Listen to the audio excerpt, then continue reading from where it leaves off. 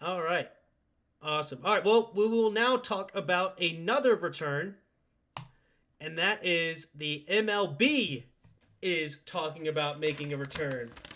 And this is quite contentious. So the MLB has come out and said they want to have a 50 game season with a prorated amount of money accordingly to pay the players. The MLB PA, the Players Association, bounced back with a 114 game regular season. That is not very close. Like if you think of it at money percentage, the players with a 50 game season would only get 30.8% of their money. With a 114 game season, they would only get they would get a 70.3%. So So both of them are talking prorated. They just haven't. They're just arguing out of what they're prorated. yes. Okay, gotcha. Yep. And the players are like, absolutely not. We're not playing a season on 30% of our money. Like, that's not happening. It's basically a non starter for them. Okay, well maybe the alternative is okay. You don't play the season at all, and you make no money, Yeah, I right? don't. I mean, I know the Well, owners don't want to do that either, but yeah, because the owners want to make money as well. Like, the owners are going to obviously lose a lot more money if the season doesn't come out than the players would lose. well, let's just. And I'm not absolutely sure about the MLB, but the contract, the money they get for TV, they're getting because they have a contract. Like I said, at least this is with the NFL. So I assume that other sports have a similar deal where basically they have a 10-year deal or 20-year deal, whatever, with TV, and it goes up each year. And what they'll end up doing is just tacking a year on the end of it, where, or, I, so basically the league is getting their TV money. They're not holding that back. It's basically like, yep, the contract will continue. We'll figure it out later. So that part of it they're getting, but the owners are the ones that are going to get hit. Well, I guess there's revenue sharing too, but the owners are the ones that are going to get hit by the lack of concessions and all the money they make at their stadiums. That they're not going to get that, especially if they start with zero fans in the stand. So I think that the attitude. I guess what I'm trying to get at is players are always kind of like when the money's going good, then they want part of it. The owners make all the money. We want some of that money, so they say, okay, we'll pay you a certain percentage. And then when that money goes down, now suddenly the players are like, hey, we're not the owners, we're the players. That's your problem. So Yeah. that's what the owners have always tried to say is that, oh, sure, when things are going well, you think everything's great, you want a part of it, but as soon as it starts going bad, now it's our problem. Right. So, and not that any one of players included, not that any one of these people are going to be standing in a food line anytime Yeah, none of them are. Yeah, they all should be pretty good. soon. Yeah. What I think should happen, and what I'm looking at is, so I went ahead and just looked at what the Nats schedule is supposed to be, and how many games have they missed out on already. So they've missed out on about 60 games already, with April, May, and March. Those 3 months are already gone. And if we at this rate, they're already going to miss June because as soon as they come back, they're going to have a training camp and things like that. So right now they're going to be missing 86 games, even if they started July 1st. They started March. I thought it didn't start till April, but anyway, that's Yeah, it's like March right. 28th or something like that. Yeah. Okay. All right. So starting at July 1st, if they went to the end of the season, they would have 76 games left. Okay? I say they add October to the regular season instead of being the playoffs. That adds about 30 more games because there's a couple days left in September as well. So they can get 30 more games in October. That puts them at 106 games. Then they make the month of November the playoffs. So it's just a month later. So the players then get a prorated amount.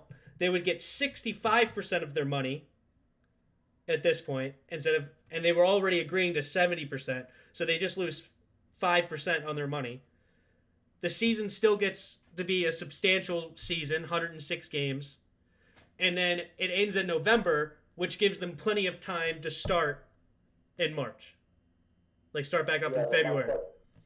My question is though, does weather start becoming a factor at that point? I know it Uh, gets cold in October, and maybe it doesn't, but that's the only thing that I could see their pushback on is, okay, now you're dealing with weather, and especially if you're like in Colorado, um, then where there's more likely to get snow, or wherever. Minnesota might be a better example than in yeah. November. Now you're talking about, I guess, Minnesota. Do they have So maybe in this case they make the World Series championship to be in a set location like the NFL. Yeah.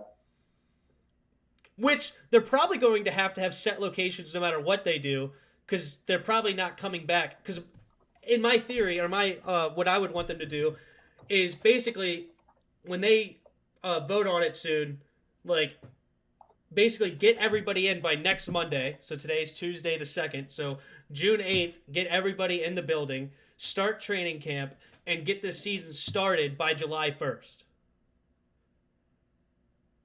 Yeah, there's merit to that. Yeah, that was, out of all you just said, like I said, that was the only thing that came into my mind was weather.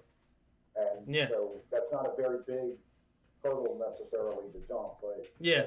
So out of all you just suggested, it was like, okay, that would be the only thing I could think of that might trip it up. So yeah, it's not a bad idea. Yep. So that's what I believe that they should do, and MLB needs to get on this. I hope they watch this video, and they'll fix all their problems.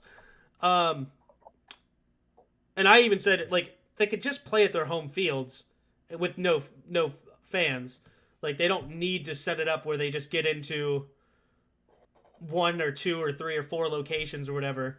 Like, I don't think that would be a huge necessity.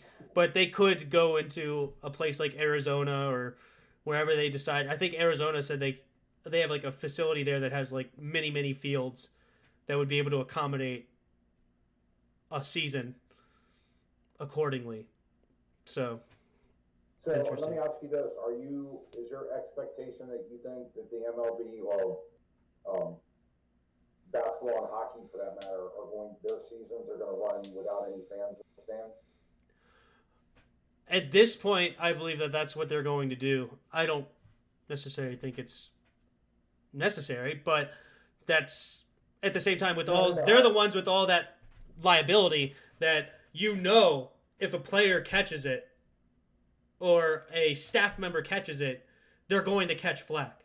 So they have to make it so they're go ahead.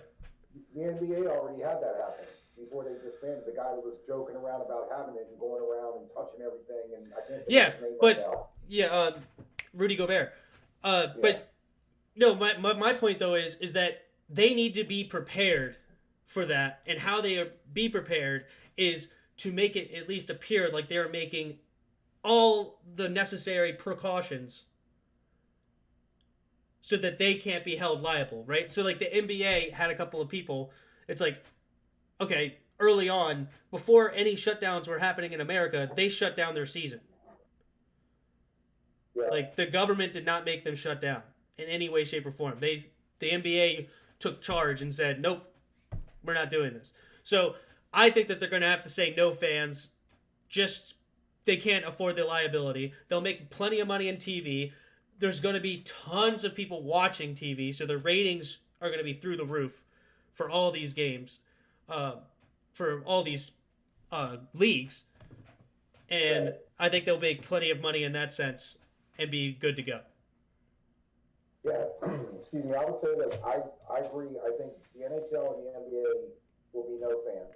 Whatever they do this summer, that's going to be a done deal. I think, one, that the NFL hasn't made the decision yet about opening day. That I've even read a couple places, but they're leaning on starting like normal. So while I believe, again, the NHL and the NBA will, not wrapping up necessarily, but on the tail end of their stuff, so they're just going to ride it out. But if the MLB is playing through November, then they might have to face a decision at some point, especially if the NFL is running regularly and the baseball fans start complaining, that they may readjust that, and sometime, let's say, in September or even later, they decide, okay, you know what, we're going to start letting fans in. And the only reason why I brought that up is because you were talking about like Arizona being able to host games in a variety of fields. It's like, that's fine, except it's your fan base that may be upset with the fact that they can't get there. Yeah, I mean, if they're going to let fans in, then I would imagine that they say, okay, we can go back to everybody's home fields. Yeah. Like, at that point, I think that they would make that deal. Yeah, and then that just brings it full circle back to the fact that if they do that, then the potential for weather causing issues and getting games done, i.e. snow in Minnesota, or I'm drawing a blank now of other northern cities that, November, they're Detroit, very possibly, New York, Massachusetts, or Boston, or whatever. Yeah, no, I definitely see that, but they already go with the playoffs through October. Anyway, like the Nats won the championship last year. I believe it was on October 30th or 31st or something like that. So they already do October in a normal season. It would just be adding one more month to the end, and that would be your playoffs, which are now going to have less teams. They're only going to have 5 teams on each side after the wild card game. Now you're only going to have 4 teams, so that you can definitely 8 teams, 4 teams on each side. Right. And they would adjust it accordingly. But all right, that is the MLB and their possible return. We cleared that right up, didn't we? Yes, absolutely. It's easy. It's easy stuff. I don't know what's so hard about all this logistics and things like this. What's up, guys? Thanks for watching to the end of the video. Don't forget to like and subscribe for more content. The like button is on this side for mobile. If you have any of your own thoughts or questions, comment down below. We may just answer it next video. Thanks. See ya.